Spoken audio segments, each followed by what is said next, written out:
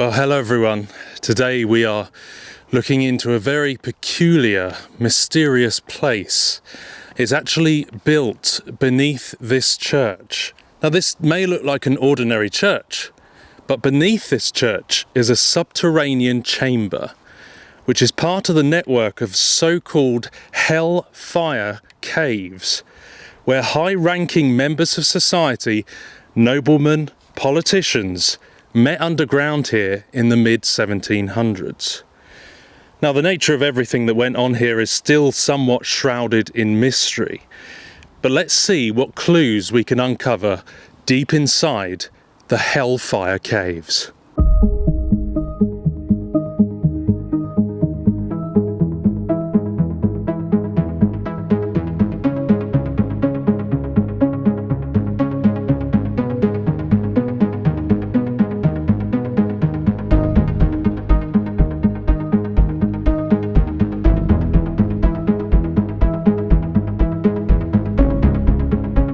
Now, although there were several Hellfire clubs, this came to be known as the main one and was founded by Sir Francis Dashwood, who established the Knights of St Francis of Wycombe, and they were also known as the Hellfire Friars, a private members club which later became known as the Hellfire Club, the most notorious of all Hellfire clubs.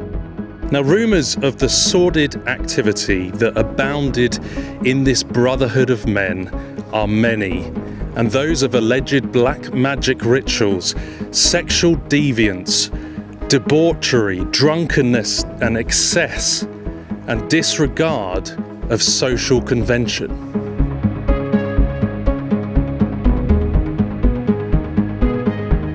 Now, here out the front of the Hellfire Caves, you'll notice straight away that the very grand entrance that was built here is made to look like a mockery of a Gothic church. And the motto of this club was Fais ce que voudras, which was later adopted by Aleister Crowley and means, do what thou wilt.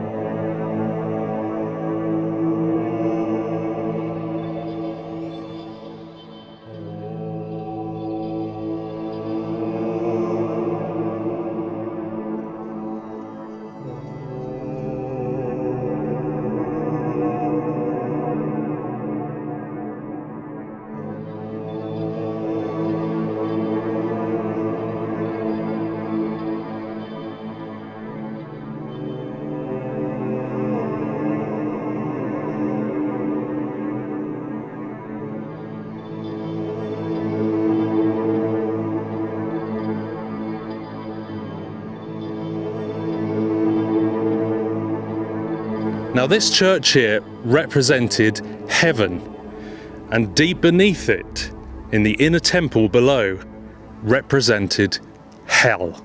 As above, so below. And just another indication of the type of practices that this secret society were into.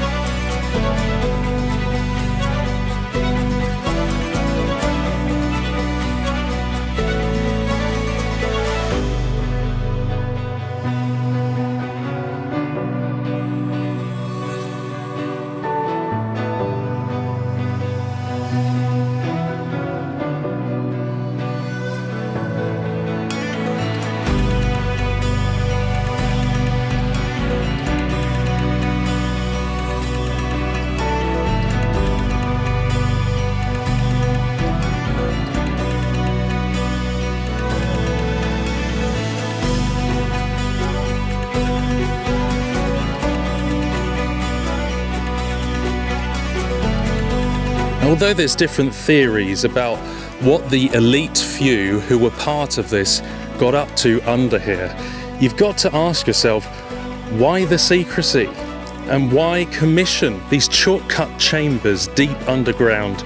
And what was it that earned them the title of a society of blasphemers?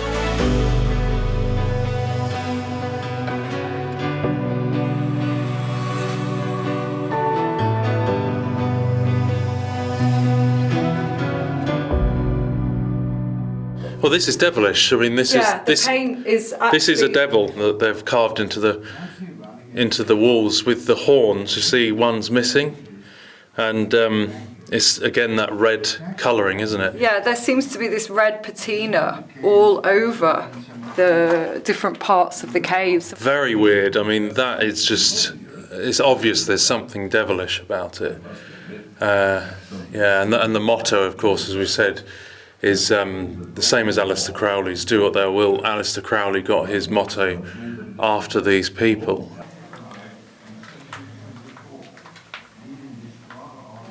You see this here, I mean, the letters H and F. This looks like hellfire with the smoke that's been carved in from the top. We've seen a lot of these different graffitis around.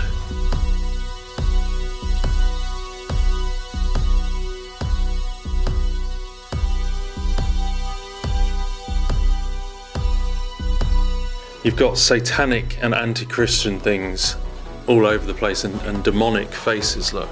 Just terrible. Spiritually evil. It goes to show that just because somebody draws a cross, it doesn't mean that they're for Jesus. No. Now, one thing that is clear, this secret order of men hated Christianity. And so much of their activity and rituals were direct inversions and mockeries of the Bible, of the saints, and of Christianity as a whole.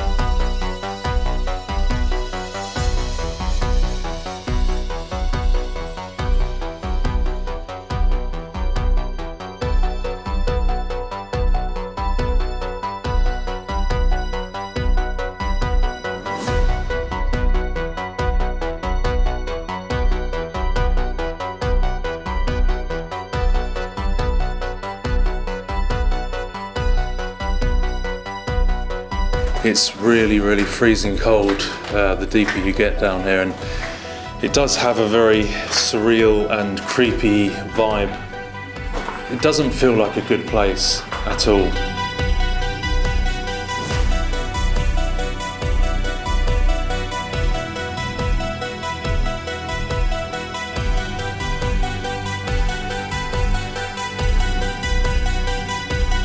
Banqueting hall.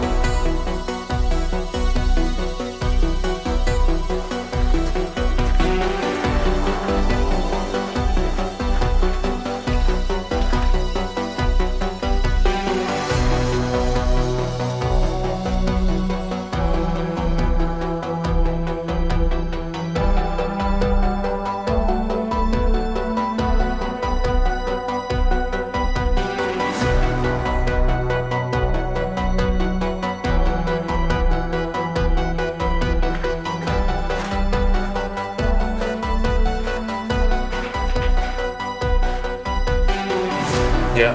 Look at the grave. So we're going towards the River Styx. Now this, the name River Styx is from Greek mythology, and it signifies the crossover to Hades, to the other realm. Crossing over into the underworld, basically, isn't it? Because as we go over this river here, underground, we're going towards the inner temple where their rituals and shenanigans and events took place. So this is the point where you're crossing over this river underground here towards the inner temple.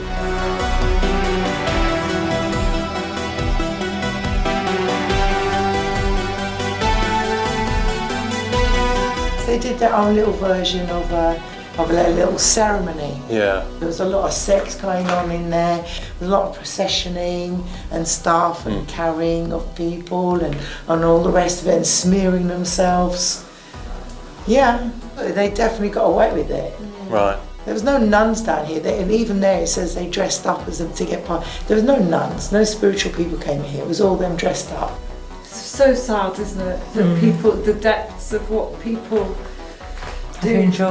So do you think they were conjuring up demons here? Did you see I think they wanted to. Right.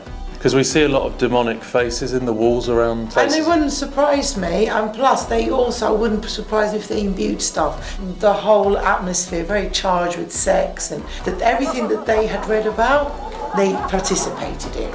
And this was politicians and elitists. But it was all after power, because that's the only people who usually sacrifice to the devil and demons, is because they want power. It's usually power. Yes. Whether it's political or money, whether it's power. But it would have just made them all mad anyway.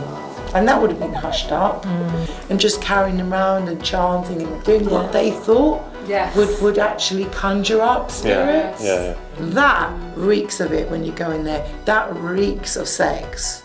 And everything they could think of, their wildest dreams, they did there. They blasphemed Christianity a lot. They dressed as people from the Bible, they mocked them, they mocked the Trinity. Oh, they would have. What they would have done in their head is done the opposite. Yeah.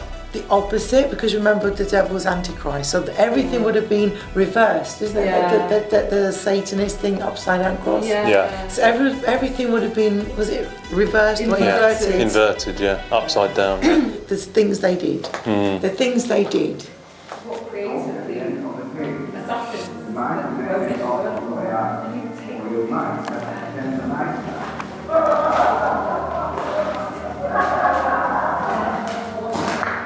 This is just horrible in here. You can tell that bad things have gone on down here. It's a horrible place, folks, and this is where the rituals would have taken place. And even here, you see, you have the different demonic faces carved into the walls. And remember, this is just below the church. This is right underground where the church is up there. So this was seen as hell, and above was heaven, like as above, so below. These two places, one above the other, heaven and hell, so they could do their sordid stuff underground. The nature of these secret societies and these orders and these cults, you can see how anti-Christian they are. They're always anti-Christ, conjuring up demons and doing sordid rituals. The worship of these false gods and this paganism has been going on for centuries and millennia, and it still goes on today. These secret societies still exist today in their various forms. If they're constantly inverting the Bible, if they're constantly inverting Jesus Christ, it shows that they are seeking devilish and evil power from doing so, and that on the flip side proves that the real truth, the real power, the real glory is Jesus Christ. And the Bible talks about all of these things going on in times of old, this worship of false gods and goddesses. None of this stuff is hidden from God. God sees all, he sees in the dark. Everything is naked and exposed before him. Even though they do these rituals underground and hidden from society, they're not hidden from God, and he sees all. He will bring it all to account on the day of judgment. And that is why there is a hell for those who reject Jesus Christ. They will be judged for their sins for eternity. Nothing will escape the Lord's view. I know that you work all things together for the good of those who love you and who are called according to your purpose. And Lord God, Abba Father, I just pray that many people are called and hear your cry, hear your voice, even in this dark place, Lord God, Abba Father. And just like David was just saying for his video, you do see the things that go on here. And it also reminds me of in Psalm 139, where you say, if you make a bed in hell, you are there, you find us, Lord God, Abba Father. We can't run from you.